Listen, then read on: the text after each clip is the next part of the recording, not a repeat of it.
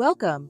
In this video, we'll show you how to use the population versus distribution stacked bar chart, focusing on Black male gun homicide victims in the United States.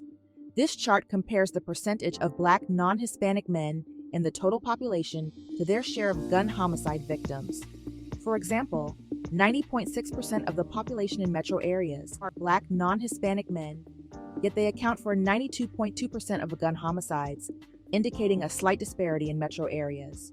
To use this chart, start by examining how different demographics compare.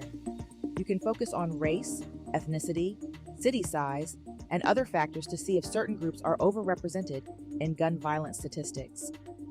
Identify any significant disproportionality.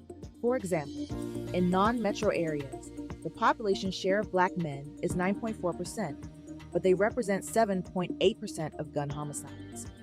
While this may seem proportional, slight differences like this can still reveal trends worth investigating.